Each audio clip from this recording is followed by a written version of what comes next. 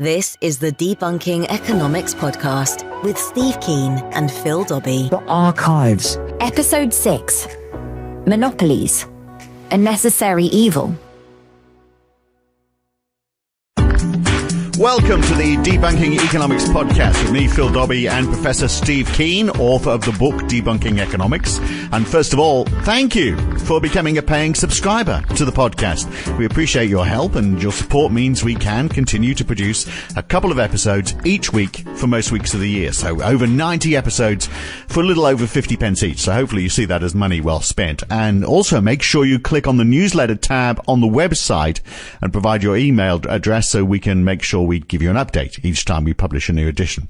So let's get on with it. Today we're looking at monopolies. Steve is with me, of course. And Steve, I mean, they are, of course, the opposite of competition. That's why economists hate them so much. But they can be a necessary evil as well, can't they, of course? Well, there are some industries where you're not going to have a duopoly. I mean, for example, you're not going to have two sewerage providers attached to your house. Yeah. There's going to be one, okay? And there are things, basically, when you're talking enormous levels of infrastructure like that in a particular region, it's going to be the only particular one you can use. So if you want to get a train from, say, Bath to London, you're going to be on South West Rail. Yeah. You can't get the Glasgow line to get to Bath. There's a slight difficulty there. As the old Irish joke goes, that's where you want to get. I wouldn't start from here. So in that sense, there are some industries and some services which end up being what they call natural monopolies. And the reality there is most of the time is those are the sorts of things that you want to put pressure on their pricing, but they're the ones that the government or some collective way of managing is far better than leaving it to individual, because you then get the classic capability of both price gouging and, as you can tell from the state of British Rail, a total lack of the need to invest. Yes. And that's the real danger of that sort of natural monopoly. And that's why in that situation, it's quite sensible to say, even working from conventional economic thinking, that there should be government ownership of those resources. Yeah. Rather than private. Amen. But look, we'll talk about the railways in just a second. But first of all, I mean, we think of monopolies as monopolies within their own individual industry, but they do face competition from other industries, don't they, of course? So let's take, for example, say there was only one company in the world that produced books, and they said, right, well, we've got a monopoly. We're going to charge an absolute mozza for books from now on. And then, of course, we have digital as a substitute now, or people might just go, well, look, we're just not going to read anymore. We'll just go to the movies instead. So there is substitution, isn't there? So is there really anything that's a complete monopoly? Well, yeah, well, that's the thing. There are plenty of products where competition isn't restricted to the individual product you're looking at. The entertainment, you don't go and buy entertainment, you buy a form of it. So if one does start getting too expensive, you start looking at another. And of course, the really interesting thing from the point of view of market development is that actually opens up options for other industries to develop. So if you think about, for example, I think at one stage Sony virtually had a monopoly on portable tape recorders. Right. Which didn't do them much good, did it? No. So, I mean, it's telling us that sometimes monopolies might actually be a good thing because they force other companies to compete through innovation. If you have a market where there's a whole load of companies all about the same size, all competing, then there might be less room for innovation or less need for it. That's really that's what I look at when I look empirically at the global market. I look at, looking at particular markets, what particular markets have done better than others in terms of delivering what consumers want and improving over time. And on that one, I have to nominate the computer industry. And if I go back 30 years, what state is the computer industry in? Would you call it a monopoly or would you call it competitive? And the answer is you call it a monopoly because there was this big behemoth called IBM, which had 5 large rivals and nobody else worth speaking about. Now, of course, those 5 rivals, you and I are old enough to know them. Here's a quick quiz. Phil, I hate it when you do this to me. Can you tell me what they were called? Well, the 5 companies competing to produce computers. With IBM for 30, 40 years ago. Oh, so Apple wouldn't have been around. Mate, listen, sorry, you've already failed this exam. Yeah, Hewlett-Packard would be one of them, presumably. No. Compaq? You're not that much younger than me, are you? I'm way younger than you are. Okay, little bugger. Okay, it's called The Bunch. Burroughs, Unisys, National Control Data, Honeywell, and NCBU in National Control Data, NCR, Control Data, and Honeywell. Right. Now, which of those 5 companies are you buying from today? Well, you can still buy stuff from Honeywell. I don't think you can buy computers. I think they're more in the solutions game, but not many of them is the answer. Yeah, they've basically disappeared. IBM's still there, but in a much diminished and very different form. So that particular industry was upturned by firms that didn't even exist 40 years ago, the Apples and the Compaqs and so on. And the reason that they came about was they could see these giant companies in the similar product space of computing in general, and they thought there's a lot of money to be made there, let's get in there and make some money. And they innovated a new form of product, which of course was the microcomputer initially, and then the mini computer, and then the microcomputer. And that's completely changed the face of computing, and consumers are now benefiting from a level of performance which is just off the scale compared to what they had 40 or 50 years ago with IBM. So that's an industry structure that worked extremely well. So you had one large monopoly, a number of oligopolies, medium-sized firms around it trying to take off the monopolist position by duplicating what the monopolist was doing with cheaper products. That was really the strategy of the bunch. And then a lot of other small firms, which began with the most prominent being companies like Osborne and so on. That's because Osborne has come and gone.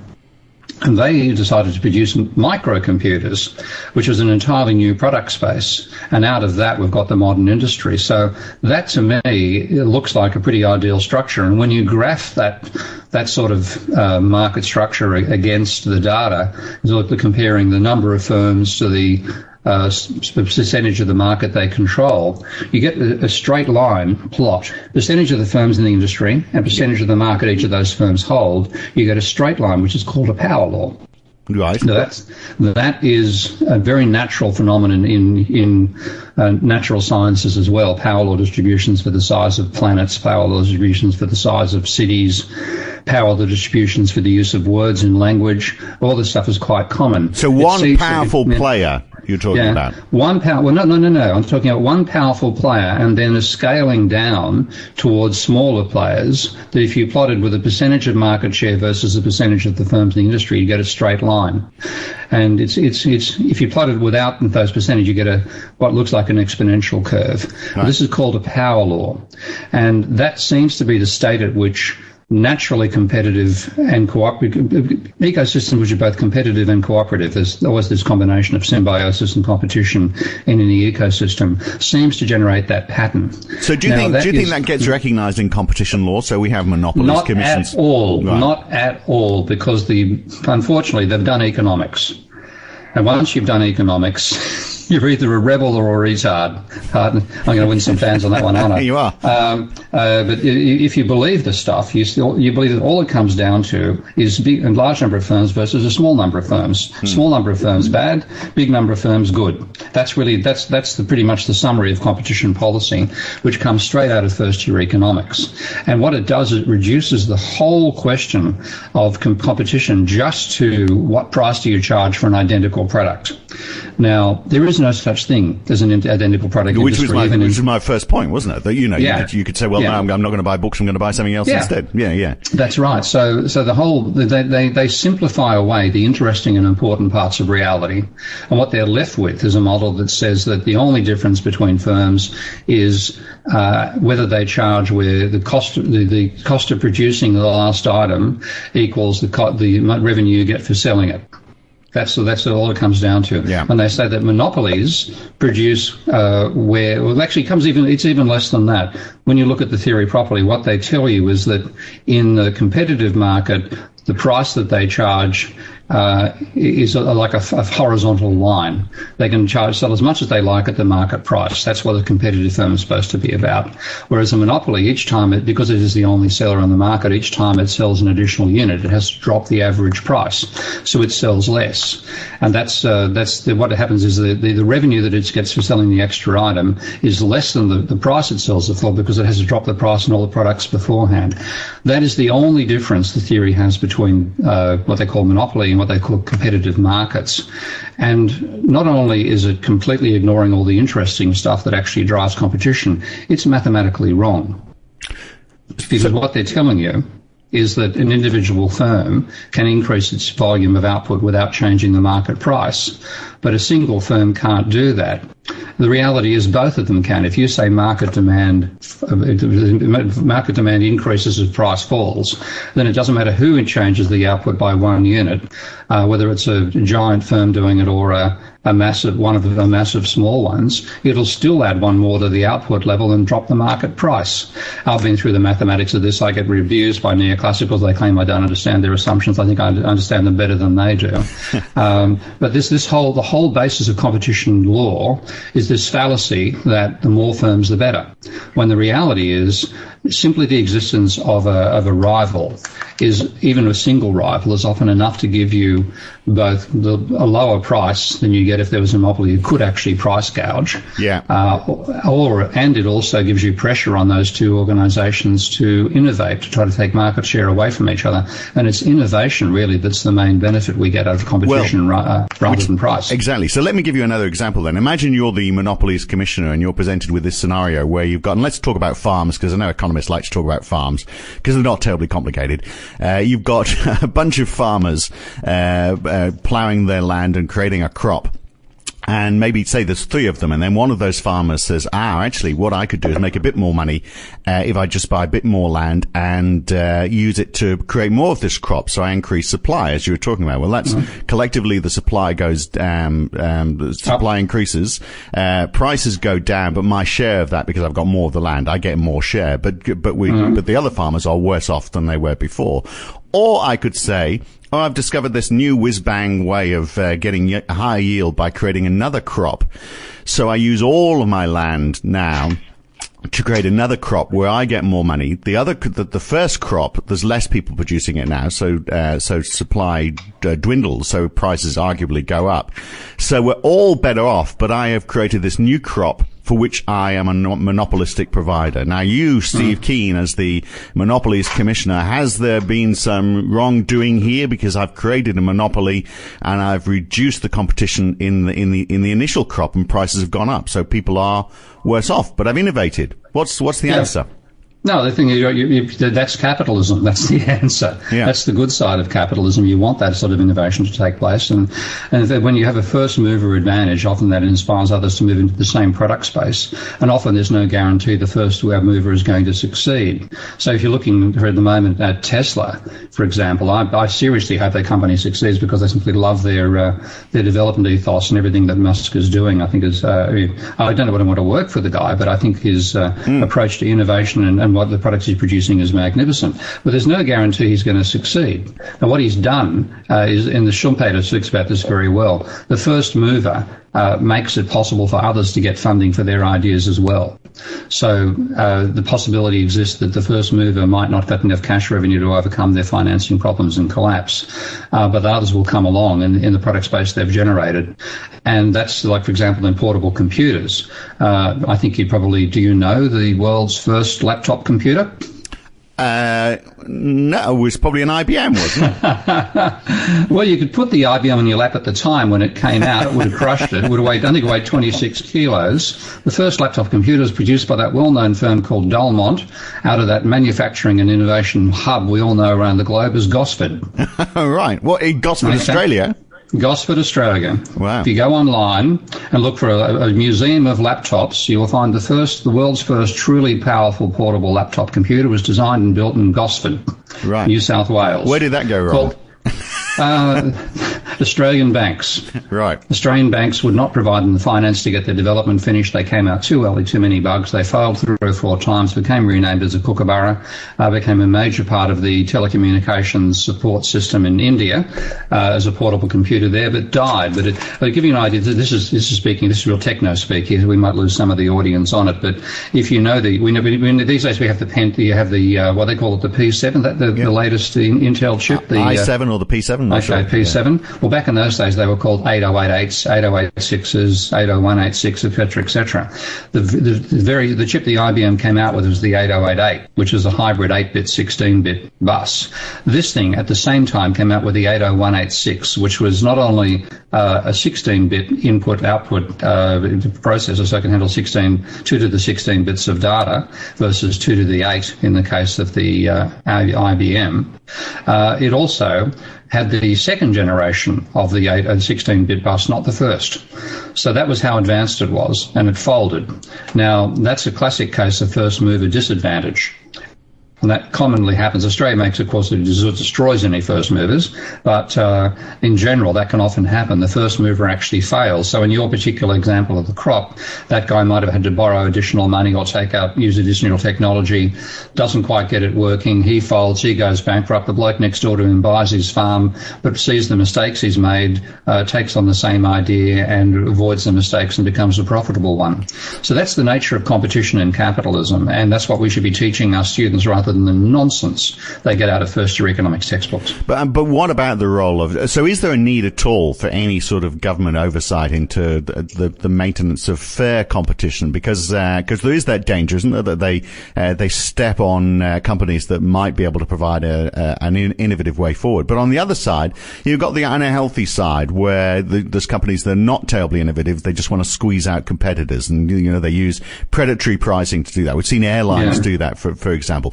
We need to, there needs to be some way of stopping that sort of thing happening, because that is just not good for anybody. Yeah, that's true. That's the sort of stuff which they are focusing on. And if you look at the old days of antitrust movements, they began in America in the 1800s against the robber barons, as they were literally known, and quite rightly so, the Rockefellers and the Rothschilds and so on, who took advantage of railways, generally speaking, to whack railways through country areas. Of course, you have to go from one city to another, you've got to go through a country area. So they'd buy up the land along where they were intending to put the train line, drive out anybody in the process. When the train line comes up, of course, any towns nearby, the ones that were far away, slumped. They owned the land near the new ones. They have to kill a few people. That's, you got to break, you got to crack some eggs to get some omelets. Price of progress. They crack skulls in America, and that's where the antitrust movement actually began from, to stop that sort of predatory and criminal behaviour. So if we go back to that sort of attitude to what competition policy should be, then it would be have something of a worthwhile role. It's basically saying there has to be a level of ethics. You can't just have outright, law of the Wild West. But what has instead happened is economists have taken over. We can make this all systematic for you. It all just comes down to whether there's a lot of firms or a single large firm. That's all they have to worry about. And therefore their pressure is to create this flat structure where all the firms are much the same size. And in fact, that's why I go back to the example of the computer industry. When you look at it, that's not the structure that seems to generate the innovation and development that we benefit from as consumers. It's actually the power law structure. The power law, yeah. So I was at a party years ago with a whole bunch of airline yield managers, the people who decide how much airfares are. And as you probably know, on any aircraft there's, I don't know, maybe 30 or 40 different fare structures. But they were looking at the big promotional fares to Europe. They were all sitting there or standing there having a few drinks and agreeing on what the price was going to be for the next summer season, and presumably deciding that they're going to undercut some of their competitors. So, but doing it together. So that's an example. Obviously, very illegal to do that sort of stuff, and that is an example of where we do need monopolies commissions to step in and stop that sort of practice, don't we? To some extent, but like, for example, that's, if you look at the development of Scoot Airlines recently, that's another one that's using an innovative pricing structure to actually undercut the market. So I would be more interested in what happens in terms of how they treat their employees, because a lot of what occurs in terms of cost cutting is actually cutting back on the wages of people you hire. So you actually go from having well-paid airline pilots to poorly paid airline pilots. Frankly, that's one of those industries I want to see people paid a lot of money in. I do not want the person... I don't want the person deciding whether 300 people land safely at an airport to be exhausted because he had to spend the previous night working in a bar somewhere to pay the mortgage.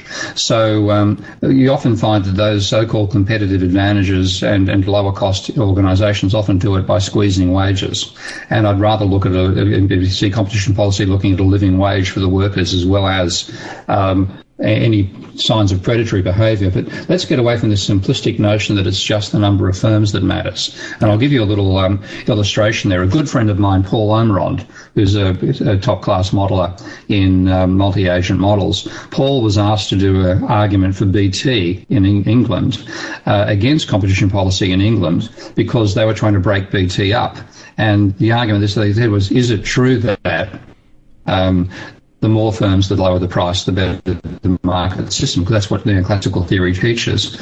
And what Paul did was build a lovely little model of an industry where you could compete on two dimensions. You can compete on price, you can compete on quality. And he then ran numerous simulations of this very, very simple model. It's quite easy to understand the logic of it. And what happened with every time period, there was a chance for new competitors to come in and they could choose some combination in that quality versus price space. And in doing thousands and thousands of simulations, the basic rule came that so long as there was more than one surviving, and most of the time there was, you got what we'd call a competitive outcome, low prices and high quality. It wasn't the case that it only got low prices and high quality with lots of firms that surviving. It came down to just more than one. Yeah. And that's the basis of the argument that the BT made. So long as we have more than one firm in the industry, the pressure from a rival will mean that we have to innovate and we have to keep our prices reasonable. And fundamentally, that's what's happened. But if you look at what happened with the dismantling of what's it called, the old American Bell Industries. That dismantling was done more by economists than by engineers. And what you got as a result of it was incredibly expensive interchange costs and very unreliable interchange facilities between the various providers, so that making a telephone call in America used to be a real case of Russian roulette as to whether to get a workable connection or not across cities. So we need to get away from the myths that economists teach and people believe if they go through a first-year economics course and get to some real-world assessment of how markets actually operate, what competition really means for consumers, and then what do we do to prevent the elements we do know of dastardly behaviour that can occur.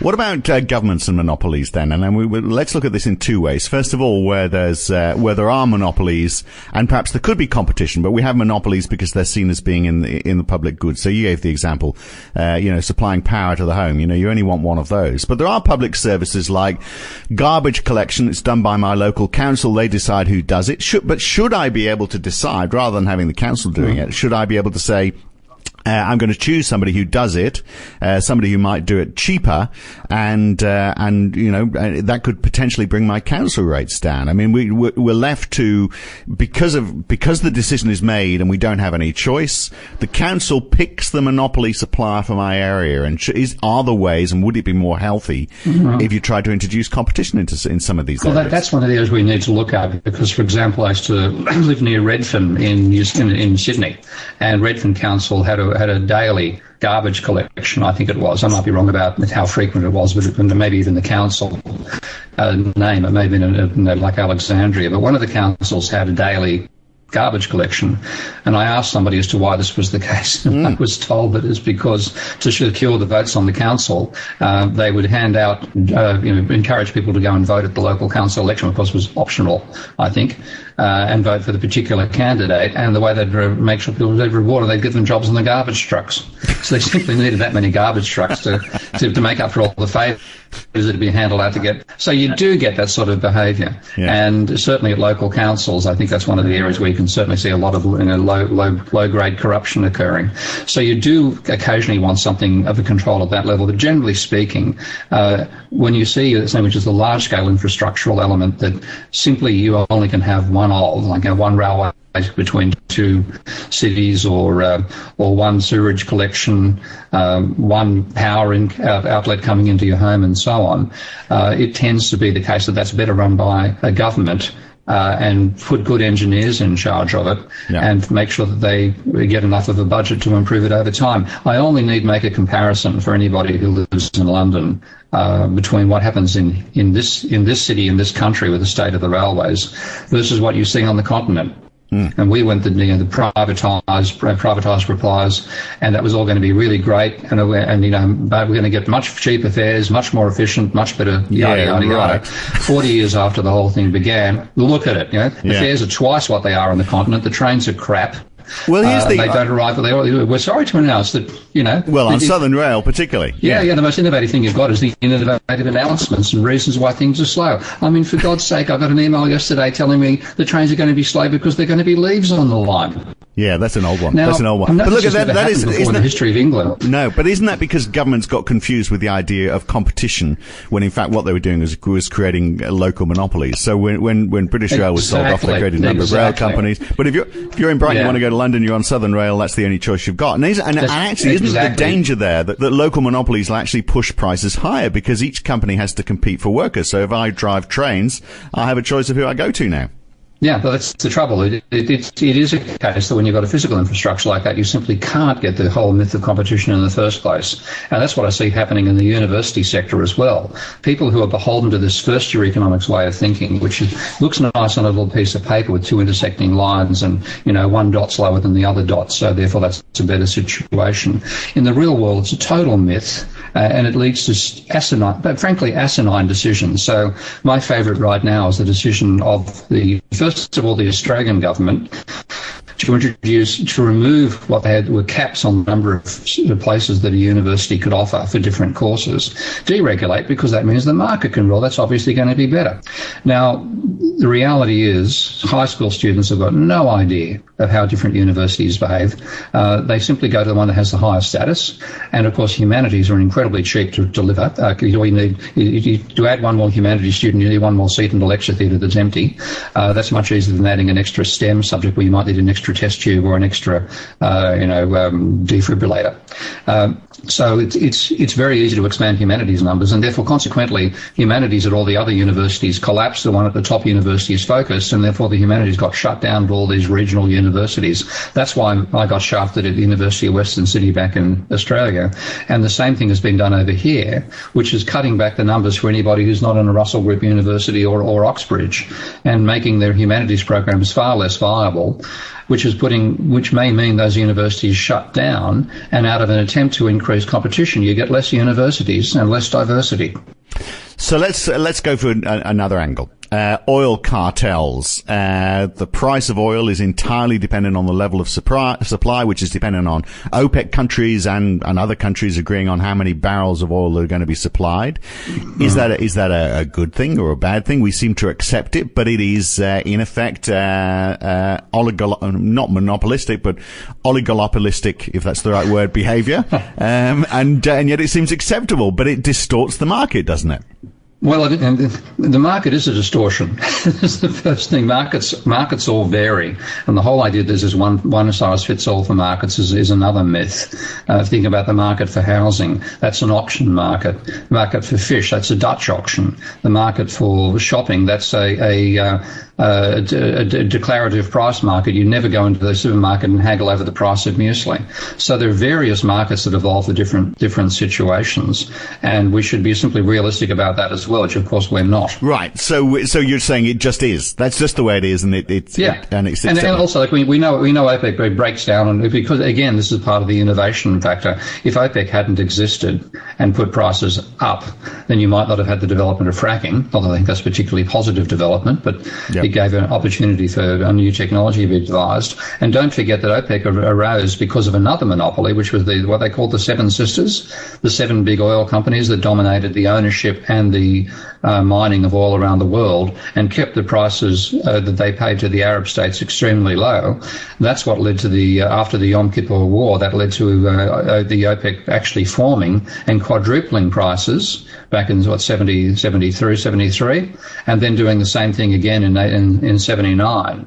Now, so the cartel itself arose out of a response to a corporate cartel, which was keeping down the prices they were paying to the states in which they were mining the oil. So, that's one of those cases where there's predatory behavior on both sides of the equation. Yeah, but when OPEC does get together and say, oh, look, we're going to limit production, that pushes oil prices up, so in the short term, they make more money. I mean, we do get back to the point that we made initially. It also drives innovation, doesn't it? Because somebody else then comes along and says, well, maybe not fracking, but all of a sudden it becomes more realistic to invest in renewables. It makes them more affordable. So that's exactly. So again, we have another example of where what is seen as being behavior that economics might say is wrong is actually beneficial to the economy. In the long run. In the long run. Not immediately, but it certainly means that people can think about producing more high-tech. Actually, that's another issue we should discuss in a future podcast, mate, and that is the whole issue of energy and how do we get it and what's the consequences likely to be for the economy. And we have to shift from oil, which is enormous energy density and was very easy to mine, very low cost of energy and to get energy out, to we're changing over to renewables where you've got to build the thing in the first place before we can extract the energy, and therefore you have a higher cost of production. Save that then, because we will do that in a future podcast, because we've got forever, haven't we? Till we die, basically. We do. As long as our voices don't fail. So that's never going to happen. So just in conclusion then, I mean, where does this leave us? From a government stance, from an economist's point of view, what is the best approach to take in handling competition? Where should the focus be, or do you just say it is what it is, let companies behave the way they want to behave? I would actually hand over the management of the competition policy to evolutionary biologists, because they have got a far more realistic idea of the existence of niches, of variety of competition spanning a whole range of ecosystems, niches, rather than just being, there's spam for food, you have spam for dinner and you can have water for drink. They know there's a bit of variety there, thanks very much. So they've got a far better handle on how competition actually occurs in ecosystems. And if we borrowed from them rather than letting economists get inside there, we'd have a better system. We do need a bit of it. There certainly is predatory behaviour, but I think competition policy's got completely out of hand, and the reason it's been a total disaster is because the people who run it are believers in conventional economics, and you couldn't get anybody more deluded than that. All right, so we'll give it to evolutionary biologists instead. All right, look, next time we're going to look at debt and growth. Should governments actually be funding growth by building up debt? This might be very relevant with Donald Trump planning big growth plans for the US. We'll talk about that next time. Thanks for now. Okay, mate, good to talk. And that is the Debunking Economics podcast. Thanks for listening. I'm Phil Dobbie. That was Steve Keen. We'll see you again next time.